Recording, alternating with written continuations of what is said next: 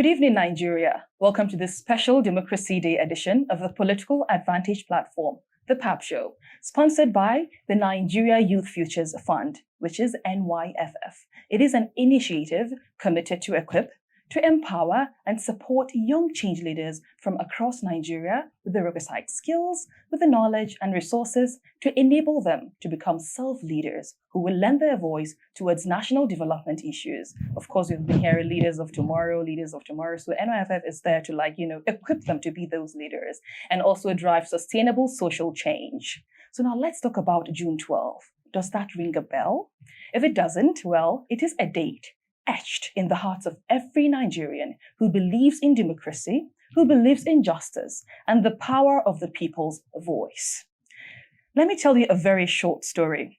32 years ago, on June 12, 1993, Nigerians went to the polls in what many still consider the freest and fairest election in our nation's history. That election, though it was annulled, but it actually became a symbol of our democratic aspirations and the catalyst for the democracy we are enjoying today.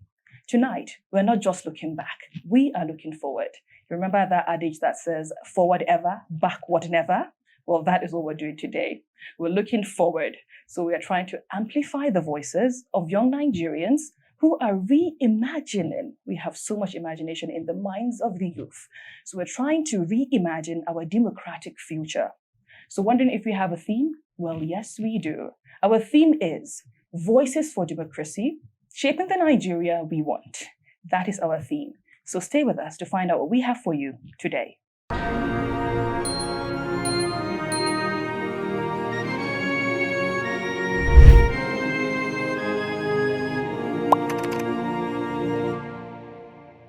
Welcome back to this special Democracy Day edition of the PAPShow, sponsored by the Nigeria Youth Futures Fund, NYYF. My name is Khadija Ahmad Rufai, and I'm going to be your host tonight. Well, joining me here, I'm not the only person here. We're talking about democracy, so I need as much people as possible. So here I have three dynamic voices representing the energy and the vision of Nigeria's youth. Yes, the youth. Leaders of tomorrow. First of all, we have Onyechi Elizabeth Agbiti Douglas. I hope I did not murder that name. Forgive me if I did.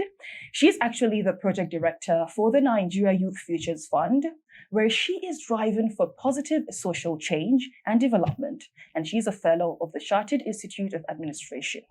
Elizabeth, do you know what she brings? She brings a wealth. I'm talking about wealth of experience, of knowledge and skills in communications and project management in Nigeria's international development and humanitarian space. Elizabeth also holds a PhD with a specialization in development communication from Babcock University. Now, I feel like clapping for Elizabeth, seriously. And now we have Mukhtar Mujahid also. And Mukhtar Mujahid, you're also welcome.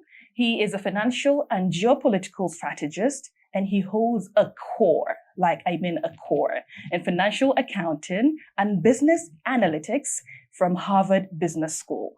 And he is an expert in financial strategy, international finance, financial technology, and corporate valuation. And we are certain, definitely, that he will bring an economic perspective to our democratic discourse tonight.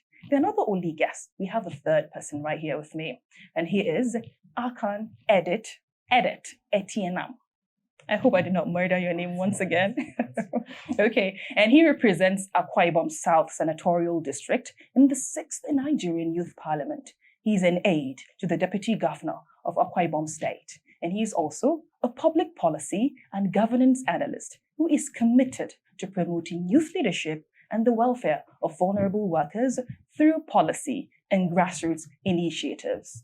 Guess what Akan is? He is a member of the Imaginative Futures Working Group of the Nigerian Youth Future Fund. That is NYFF. Sorry. Okay, now that we all know our guests, I think it is time that we start. And we are supposed to start, or I'm going to say we are starting with the foundation of June 12. I mentioned June 12. It is etched in the hearts of many Nigerians, though not all. So, Elizabeth, I will start with you. I'm not trying to be biased, starting with the woman. Meanwhile, we have men. No, that's not what I'm trying to do. But I'm going to start with Elizabeth. Elizabeth, for many young Nigerians that are born after 1993, June 12th might just be another public holiday. Yeah, it's just a public holiday and nothing more. So how do we make this history relevant to a generation that did not live through it? Very important, very valid question to ask. Yeah. I think the best response I can give to this is, in order for you to understand the now, and for you to have a sense of what can be, or even to be able to imagine what today can be like, what the future can look like, it's important for you to revisit the past. Exactly. Right? So, it's not just with June 12th, but even things like the Civil War, the 80s, the military rule, for a lot of, in fact, for majority of Nigerians today, all of these things are stuff that we just make reference to. It's past history. Exactly. However, what I will tell our young people today is that June 12th is not just something that happened way before your time. It's also part of the history of youth activism, the involvement of young people in Nigeria's history. For instance, NANS. Many of us are still familiar with the National Association of Students. They played a major role in mobilizing the grassroots in voting during that period. A lot of young people that time were first-time voters. Okay. So, this is us talking about the history. And then when eventually the elections were cancelled, a lot of young people, journalists, even just regular citizens, were part of those who drove the protests. So, if we look at it and fast forward to something like the NSAS movement, the Occupy Nigeria movement, you find that there's a similar trend. So what I would say to every young Nigerian is that it may be hard to see the connection, but ultimately June 12th is part of the Nigerian story. It's part of the story for anyone who cares about democracy. So yes, we celebrate June 12th, but June 12th is a symbol of really what young people can do. And I can't help but also make a point of stressing the fact that MKO Abiola, who was the presidential candidate at the time, wasn't a young person. He was actually in his mid to late 50s. But again, that's a testament to what happens when young Nigerians get behind, believe in a particular candidate. I think we saw something similar with the Obedient movement, and how that's been going. You have a group of probably our most active, robust, section of the population, and that enthusiasm and the energy. And I think for our young people now, it's important that we tap into those lessons. So are we supposed to sit them down and just tell them all this history and the relevance it has, just to make them understand how impactful it was? You are precisely right about that. So I think as Nigerians, we do need to not forget some of the most important ways that we pass on our history. So, fun fact, we are not a script culture. We don't record, we've typically not recorded our history a lot by writing, but we do a lot of storytelling. And I think it's actually an indictment on our older generations that our younger, the present crop of young people cannot relate to the stories of June 12th.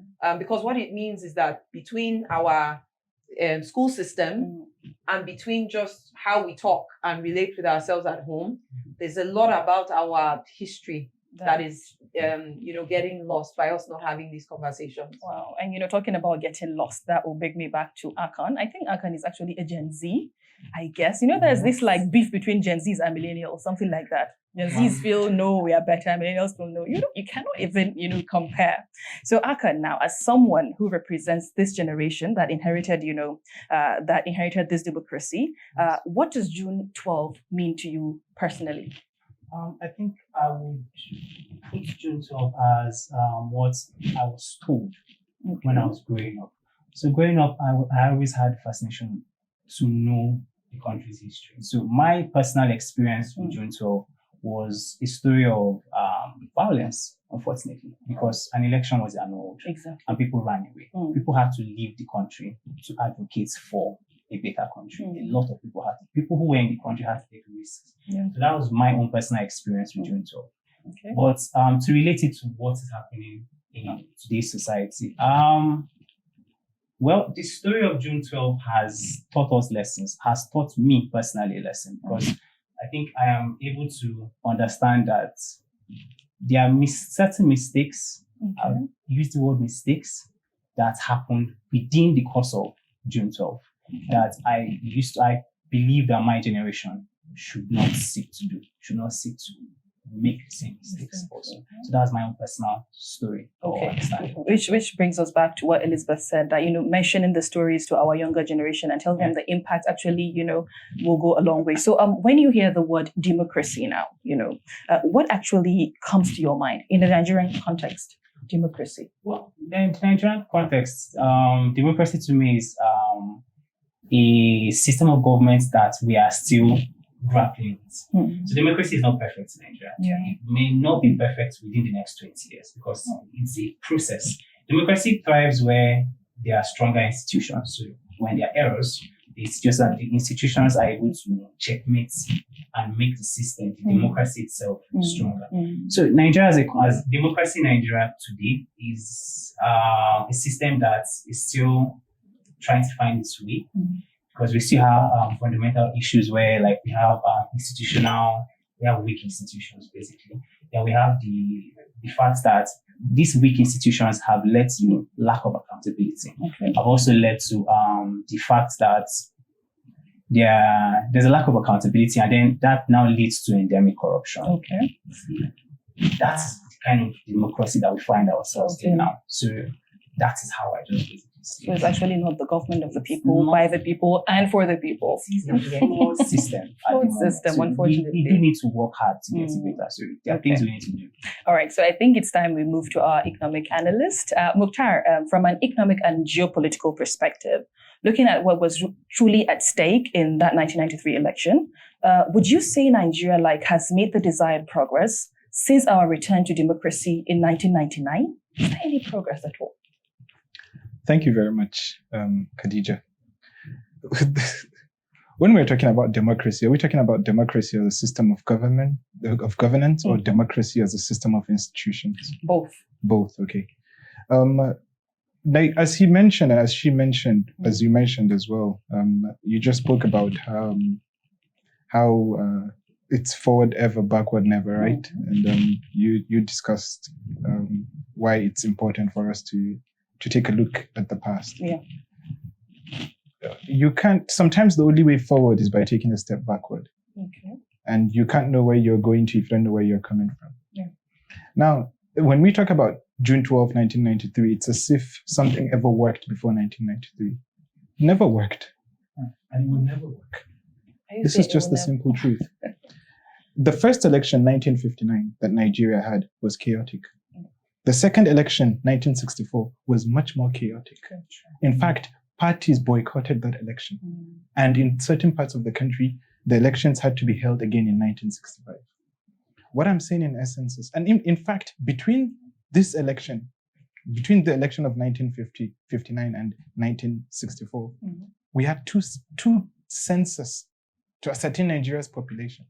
Because one part of the country hacked their population, the other part said, "Oh no, we don't agree with it." Then all of a sudden, and then it became all chaotic. It's a cycle of show. And now the fundamental problem is the system. The system was never designed to work. Why? Because this is not a system that we created to factor our own social realities. This is just the truth. This was the system that was passed on to us by a system that was extracting from us. So what really changed between 1959 to 2025? Last election, a lot of people were upset because the election was declared at 4 a.m. What changed? What I'm saying in essence is the actual reality is the entire system itself has to look at our critical realities. And systems bring checks and balances. We are innately selfish and socially cognitive. That's how we are as human beings. I mean, the general problem here is look, we all need to understand, as Nigeria, we are in a boot of a car, a trunk of a car. We don't know where the car is going to. We don't know who's driving the car. We don't even know what type of car we're in. All we know is when there is a gallop, when we fall into a bump, a speed bump, we are in the boot and we're bouncing. This is our reality today. And we cannot run away from this reality. Now, I will tell you why system is important. Now, countries have established their systems to advance their own path towards development. And there is no such thing as enforcement of system on others. Now, when someone enforces his or her system on you, you have to ask yourself, for whose benefit? Now, let me give you... Who enforced the system on us? What are you talking about? The current system that we are looking at is called the liberal... This is liberal democracy. I mean, liberal democracy is not the only form of democracy that exists in the world. Now, let me give you a simple example. China. China is a socialist democracy. Why? Because people are allowed to vote. But the only difference is you cannot just come from nowhere and decide you want to run for governor in China or you want to run for president in China. It doesn't work like that. In China, for you to run for a political office, for everybody to run for a political office, the only seat available for everybody are the local council elections. Now, the best local council, the best local councillor would be selected as the local government chairman. The best local government chairman would be selected as the mayor. And then the best mayors would have like a committee of 7. And then from this committee of 7, they choose who becomes. So that means over time, you have already been tested. It's your merit that takes you to leadership. Right now, what we have is capital ruling. So you think our own system is like wrong to just have everybody, can come out to just, vote and be voted for? You think? That just doesn't make sense. You know why that doesn't make sense? Because governance is not something that you just stumble upon overnight, because we're dealing with the lives of people. We're dealing with the future of people. Now, let me just tell you two things. Now, the first one is there is a joke that the best form of democracy is America's democracy, if you can afford it. I mean, it's about money. It's about money. Now, there is a fundamental problem with the system itself, and that system would have to be fixed. I think this is where I stop for now. Okay, yeah. Maybe we'll come back to how we can fix it much later, yeah? Okay, so now let's go back to Elizabeth. Do you think cancelling, that election in 1993 had a negative impact, like on Nigeria's democracy, and also caused maybe division among Nigerians? So in responding to that question, I'm going to piggyback off of what Mukhtar has said. Okay. And I think that's also an important point for us to take note of. So we're talking about June 12 and what it meant for us. But some of us will also remember that before June 12, we had May 29 as our democracy day. So again, there was a rationale for May 29 because we've had 2 instances where, we returned from military rule to democracy. In answering your question, what I guess I'm trying to say is June 12 wouldn't have helped. The annulment of the elections wouldn't have helped. But again, remember, as Mukhtar said, we already had a pattern, a system where there was already very little trust, where the way we were already doing governance, was fraught with many issues, right? I smiled when he took us back, even as far back as 1959, 64, the things that led up to the first coups, the first coup and then the civil war that we had.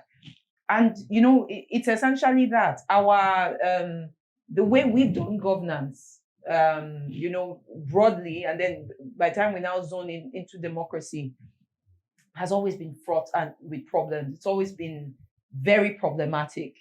And so what happened in June 12, 1993, was symptomatic, was a further expression of that, right?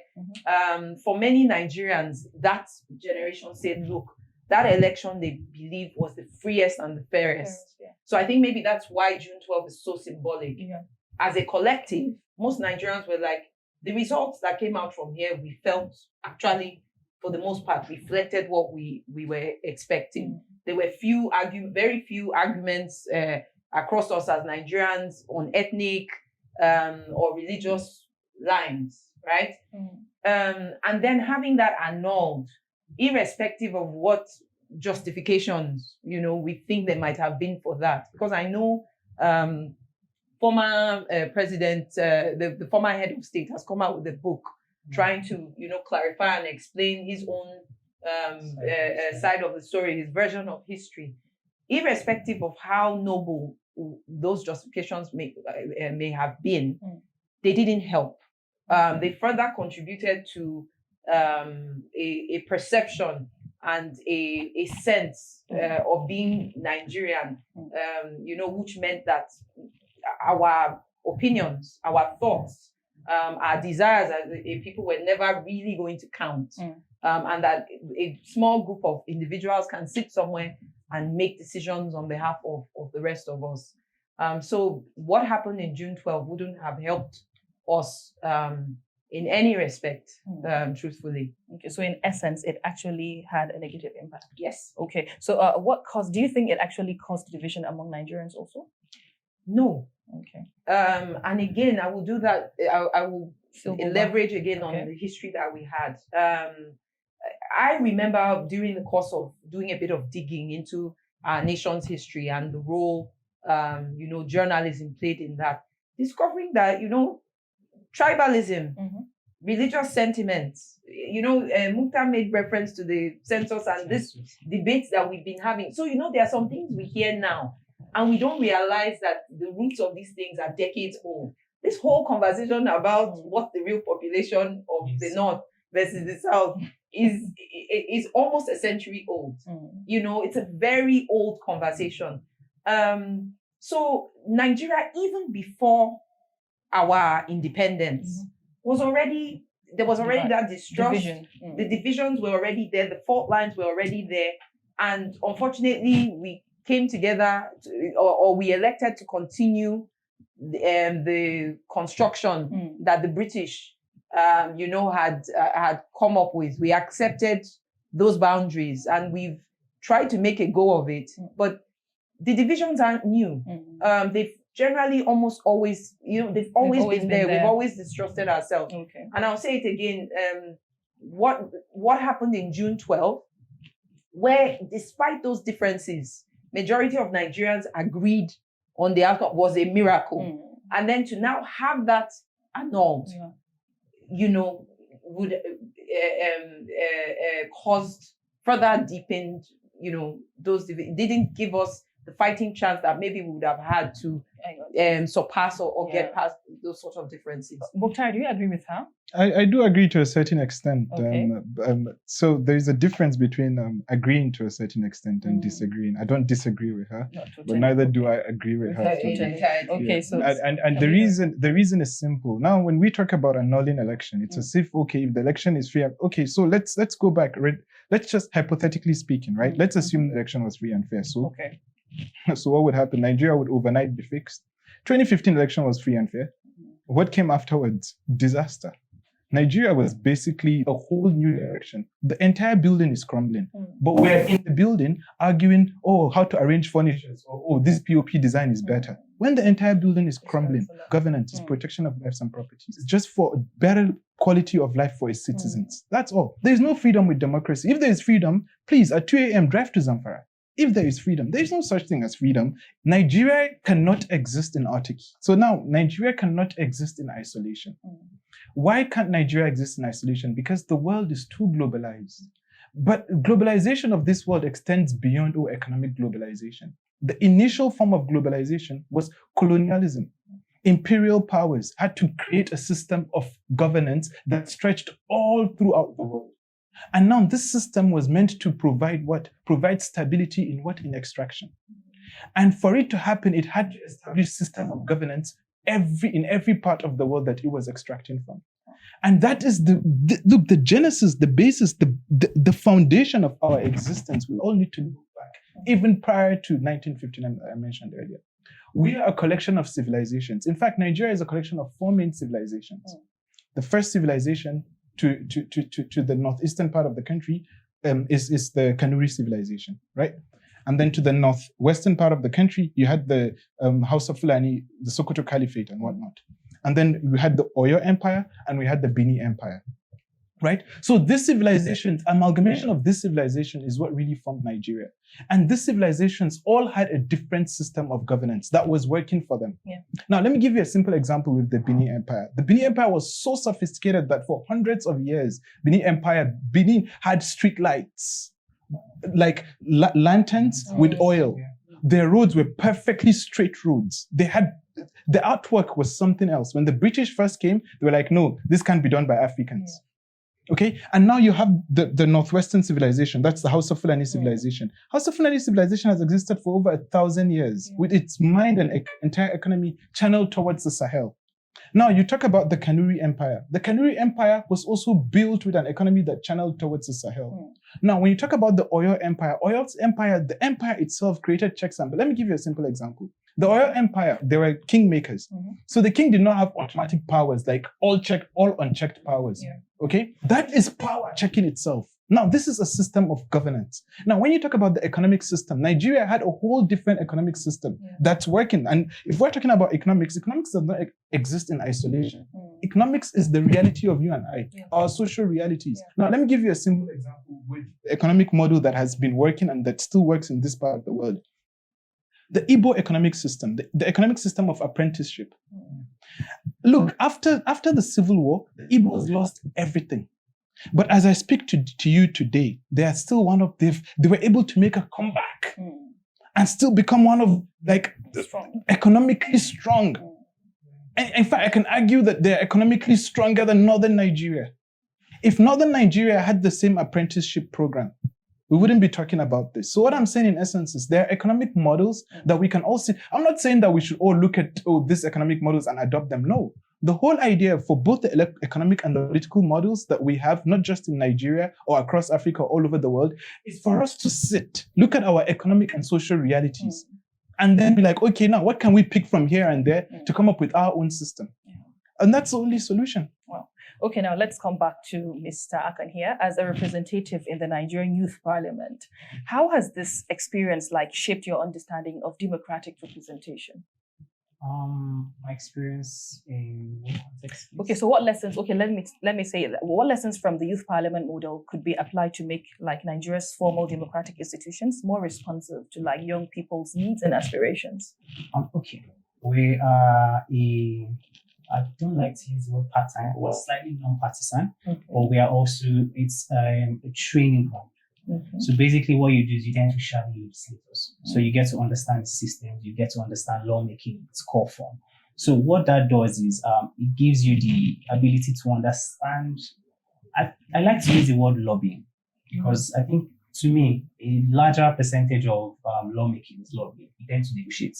Unfortunately, you have to negotiate with your fellow colleagues to get the right things done or the right things in your own context done. So what we are learning, I think we were inaugurated in February, so I think we've had one sitting, so we're just starting. But what we are learning, what I believe the last 5 sessions before us have learned is that there are very unique ways again, I use the word unfortunately, very unique Nigerian ways to get things done that might not necessarily, in the context of the examples he has used, might not necessarily be the best ways to get things done. So I'll give you an example. I think the Not Too Young to Run bill was initiated by the Nigerian Youth Parliament, I think the 4th session. So, but the actual bill itself that came out from the 4th session was not what was eventually passed in terms of age gaps, age limits, and term limits, and things like that. So now, it was idealistic when they proposed it. But when it got to the actual National Assembly and then the processes, the checks and balances, the lobbying came in and those things went away. So it has also made me to understand the limitations of the Nigerian Youth Parliament. The Nigerian Youth Parliament really recommend. So as much as you're learning, you are just learning to recommend. You really can't push that much. So you could recommend as much, you could recommend 10 bills, you could recommend 10 policy, this thing, and you might never get one pushed in. So, but what's the good part about it also is the hands-on experience. You tend to get political mileage. So I know their colleagues, one of the pioneer speaker of the Youth Parliament, he's from Akwa Ibom. I'm from Akwa Ibom. So he moved from the Nigerian Youth Parliament. He moved back to the States to be State House member. He became the youngest speaker of the State House of Assembly. Then he went to the House of Reps. I think he contested as governor 2023. He lost at the primaries. So, but he's now private citizen. But again, it was a breeding ground for him. Then the other experiences where there are people who moved from the youth parliament to various sides of the country, geopolitical zones, they attempted to run for offices. Some of them failed, some of them did not. There are also examples of those who left the youth parliament to work in government. So they became special assistants, some became commissioners, some went to head like actual areas of government that should effect change. Okay, all right. The next question is for all three of you, but I'll still start with Elizabeth, not being biased once again. Which heroes of democracy can we look up to, and like what lessons can we learn from them? But let's not talk about Balewa, Sardona. Let's look at the people that are in politics right now, people that are making real change that we can look up to, and the lessons we can learn from them. Wow, that's I mean, that's a really deep question. Okay. So, interestingly enough, does the person have to be Nigerian, or can I go anywhere across the globe? Well, I think let's talk Nigerians first. Let's talk Nigerians first. So, I think one of the people I look at, and I think certainly represents and is someone that we can learn from, is the former governor of Anambra State and presidential candidate Peter Obi. Okay. This was someone who, in his own state, the time he was there, was a great example. Till today, you still hear people of the state, praising, lauding his achievements, particularly when it came to financial management, prudent use of public funds. He ran, for office, aspired to be president. Whatever anybody wants to say about the 2023 elections, he's not our sitting president. But if you continue to follow him on, you will find that he's still acting in ways that contribute meaningfully, effectively to discourse on policy issues, where things are happening, citizens are affected by disasters and so on. You find that, he makes a point of being present and showing up. And for me, I certainly think, and I always tell everybody, we need to remember, while the goal for those of us who want to get into politics is to win, the reason you want to win is because you want to be able to create impact. You want to be able to generate results and bring about meaningful change. And so what I'll tell people is that it's not just what happens when you win, it's also what happens when you don't win, that reveals. So Peter Obi is one. Then I will get a bit controversial, and I would make reference to the senator from Kogi Central. Kogi Central. Yes. Senator Natasha Akpoti-Uduaghan. Again, if you've been following her story, and I understand that, that's why I said it's a bit controversial. For women in politics in Nigeria, there's this quote now that goes around, good girls don't get the corner office. For her to become senator was an epic story in and of itself.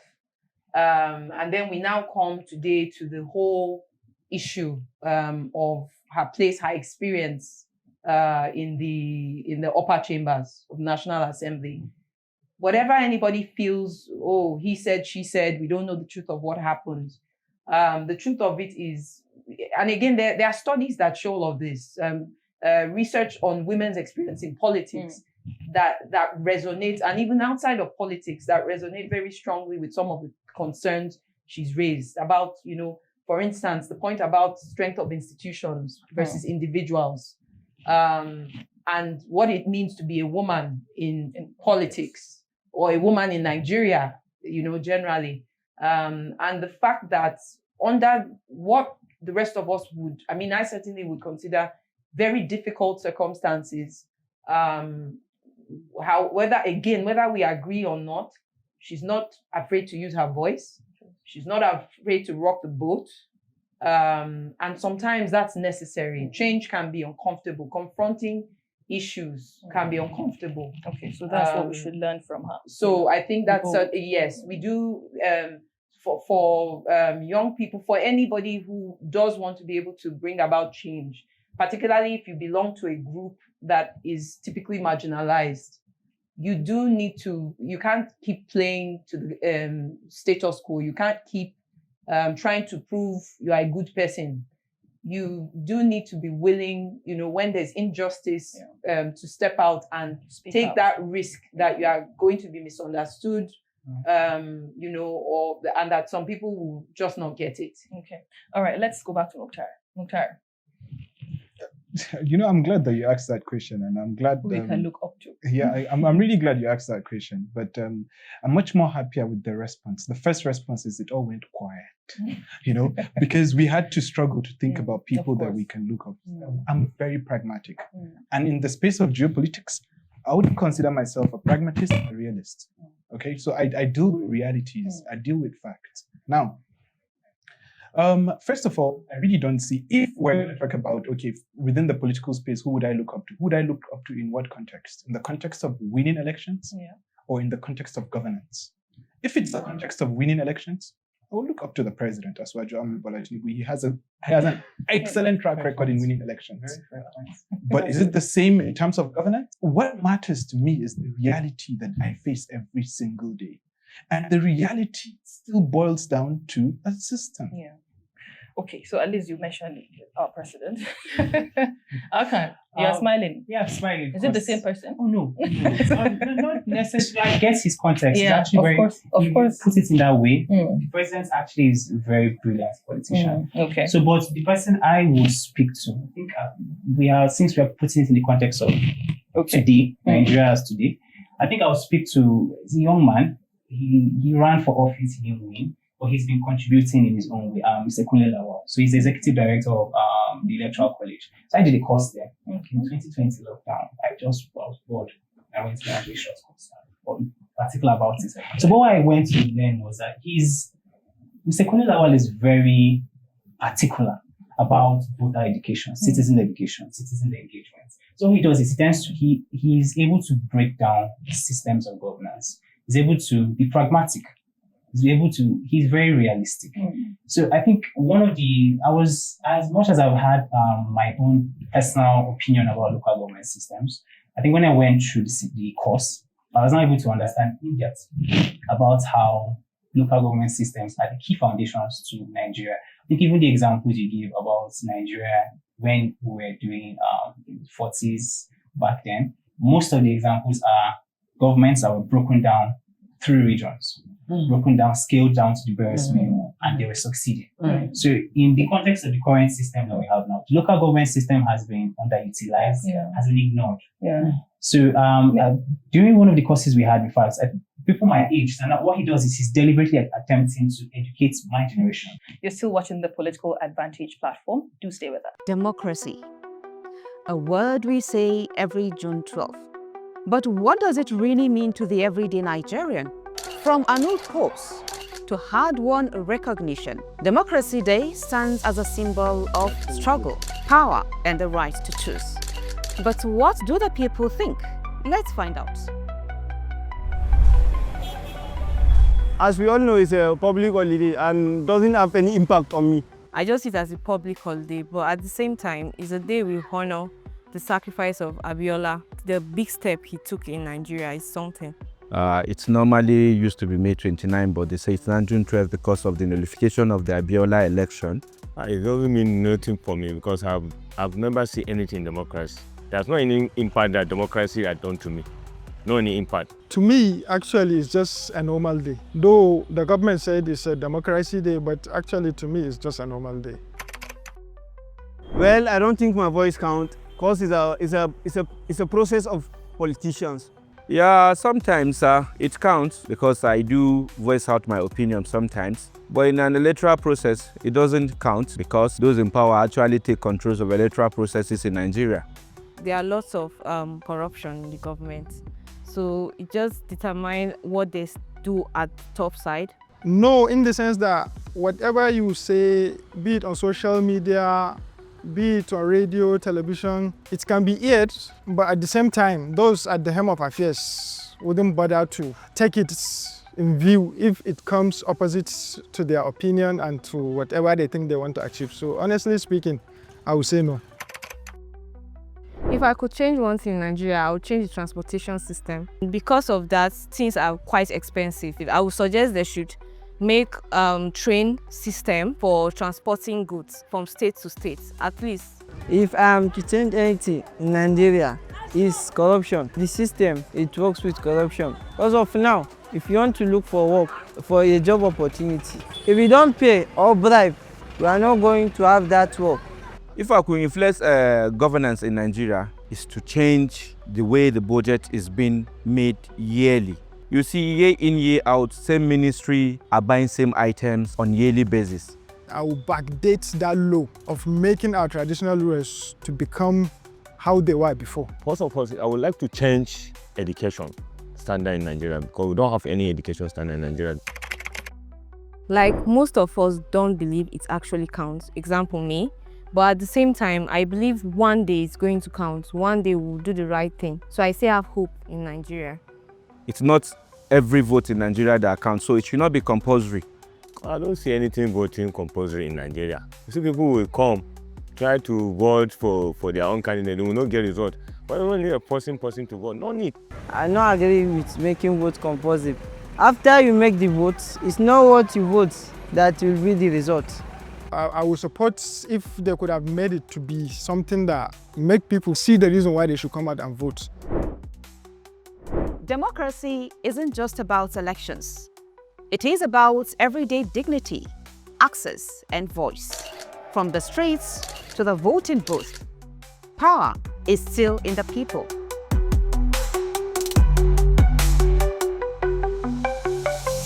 All right, you're welcome to the Political Advantage platform, also known as the PAPShow. We were discussing, because June 12th is actually Democracy Day in Nigeria.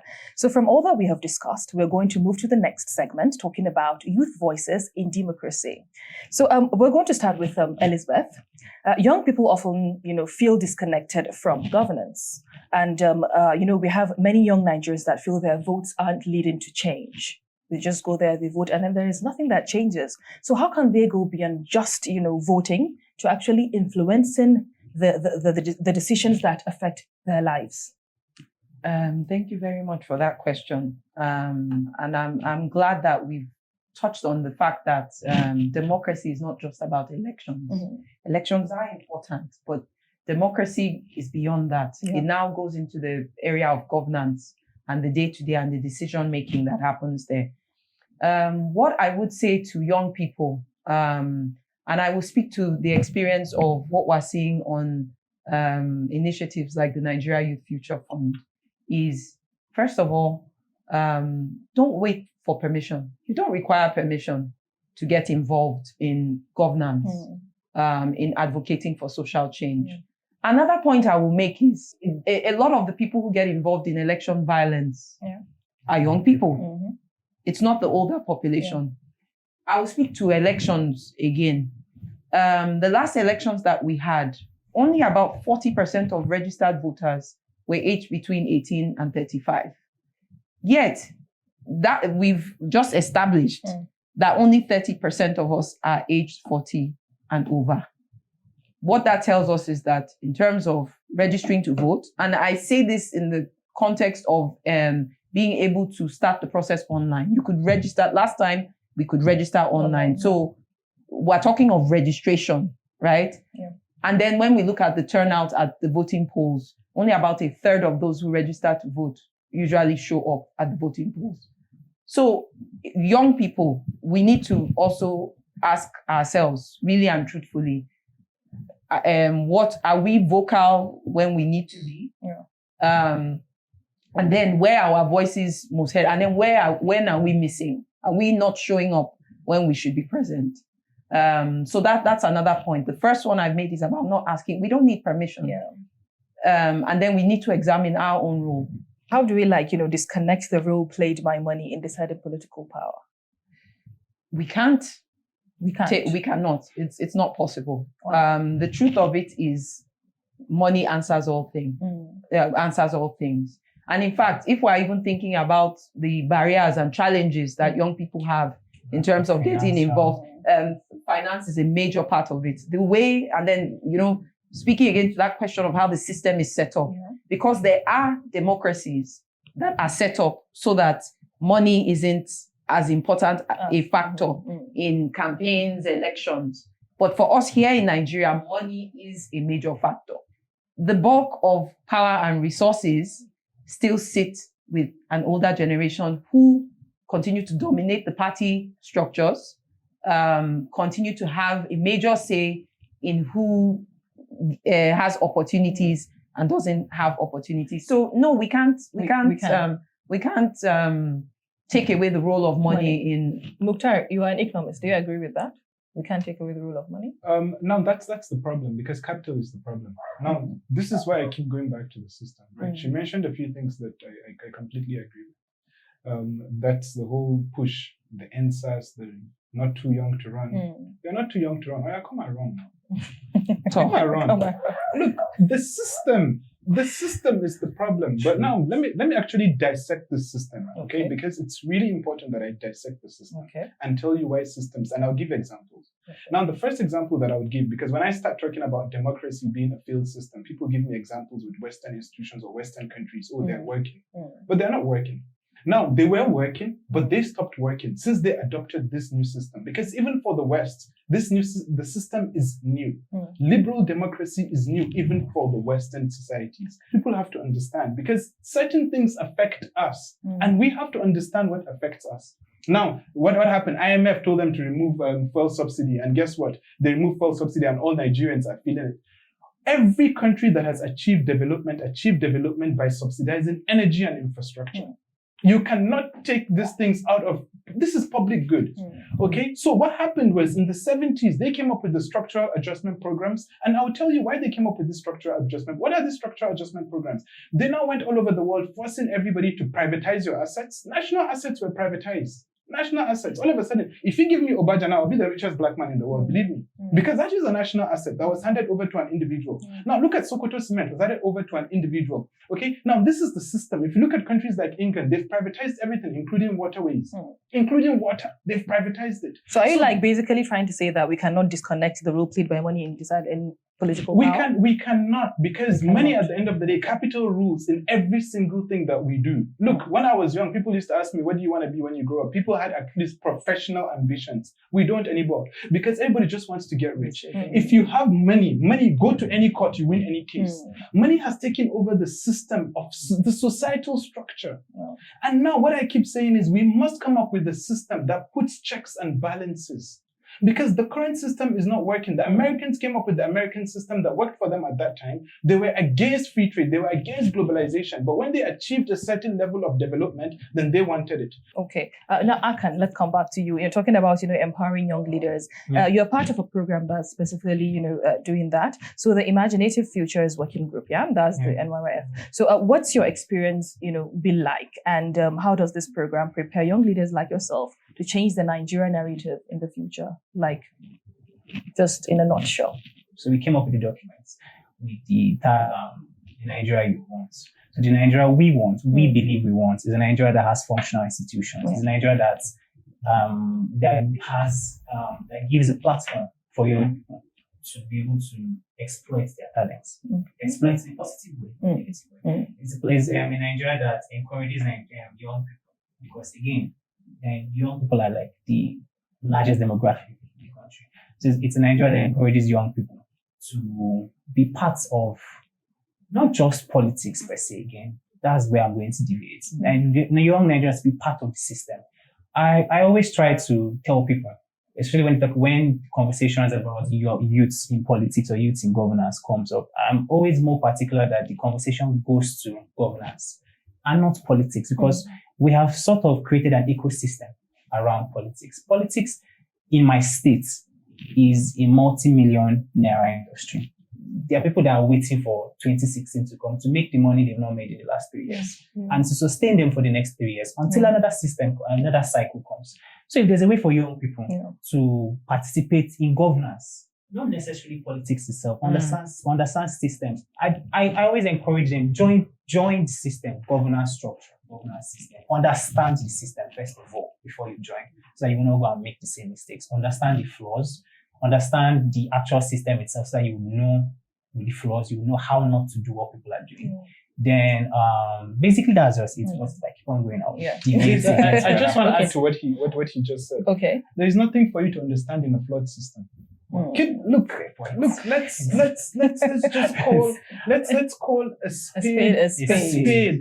There is a fundamental problem here. We must sit and come up with solutions. Look, we have a lot of brilliant people in this country. I heard the former head of Nigerian Bar Association talking about a new system. He's right. We have a lot of brilliant people in this country. We have people that are still alive, people like Professor Ladipo that we can go back to and ask, look, what's really the issue here?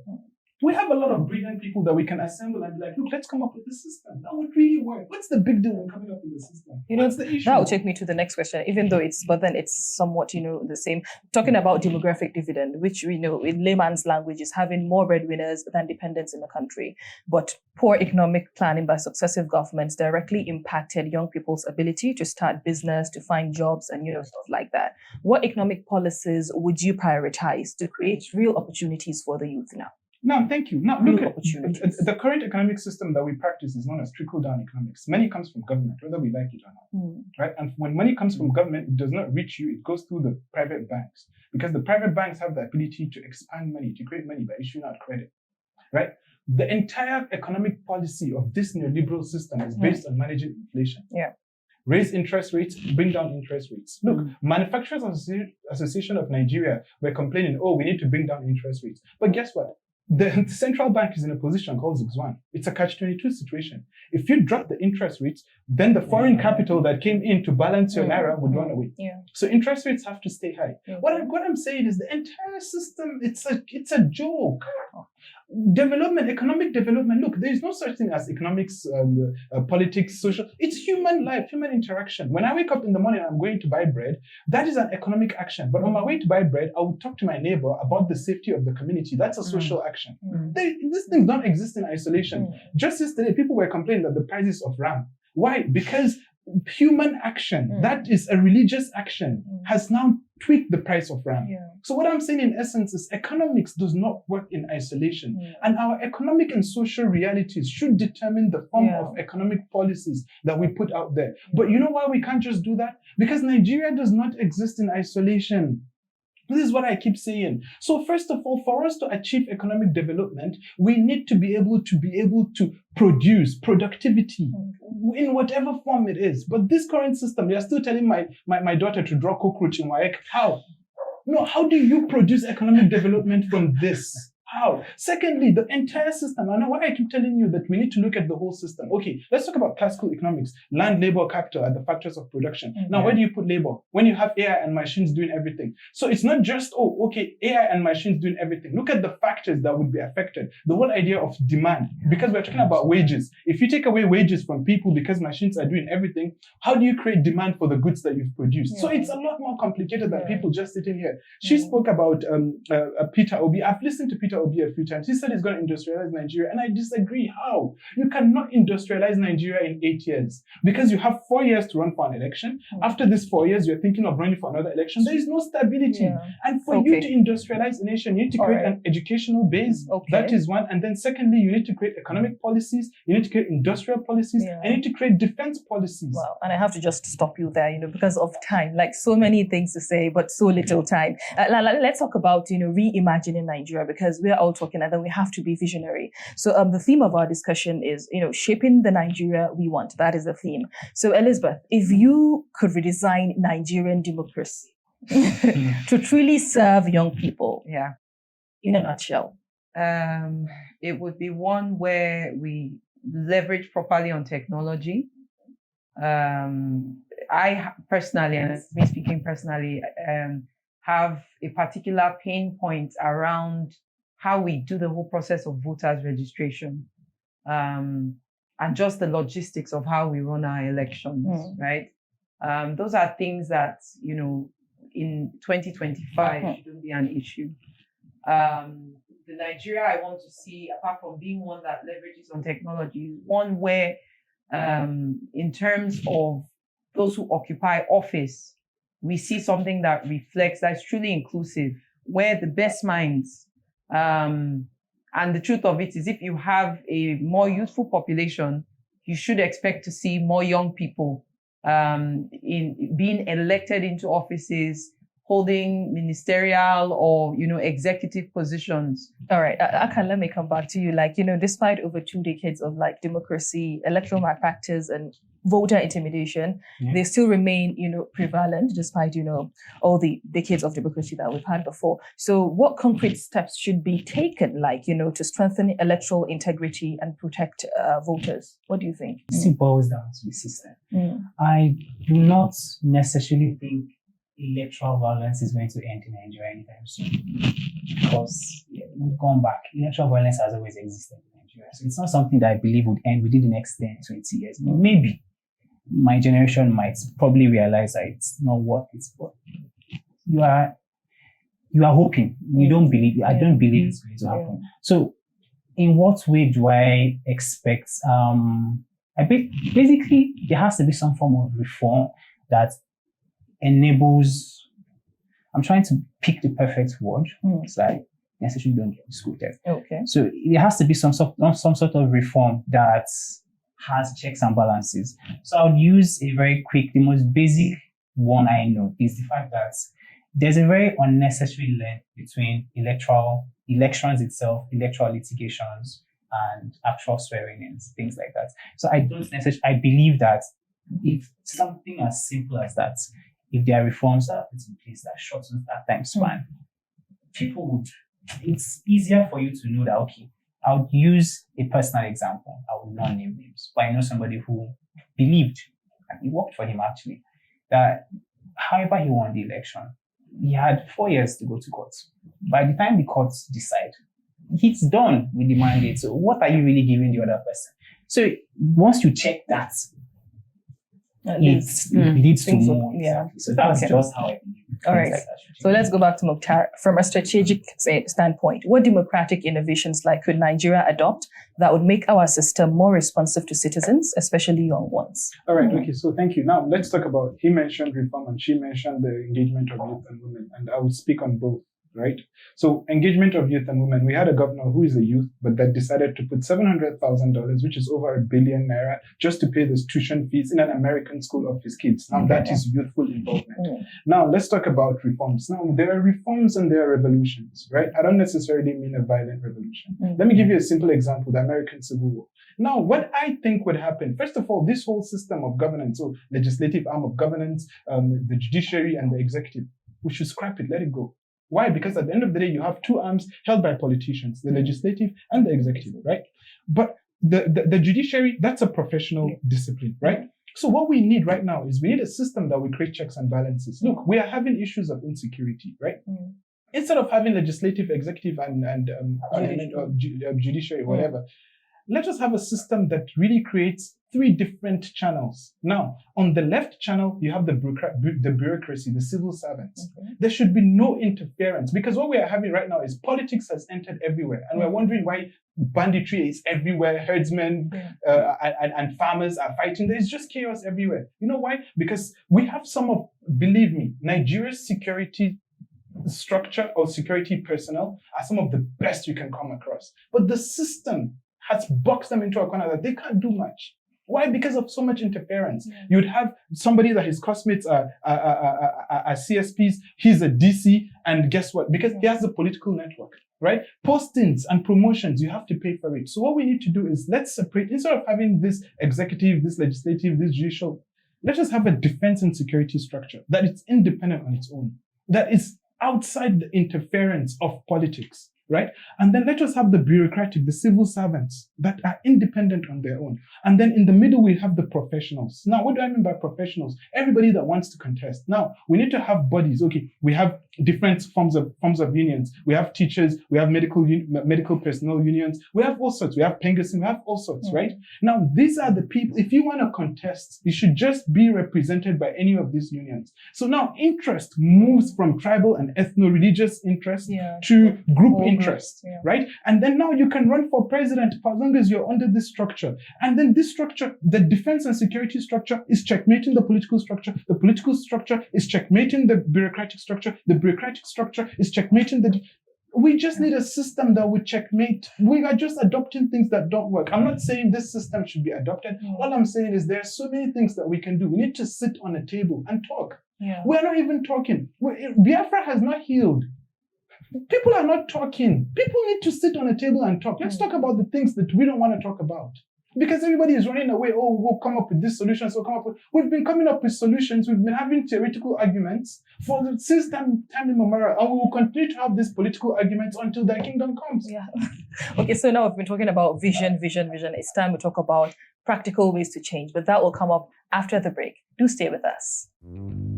Take a seat on the Political Advantage platform for real conversations about Nigeria by Nigerians. Follow our live stream across these channels and learn how it all affects you. Every Sunday, you have a chance to stay ahead by staying engaged and informed.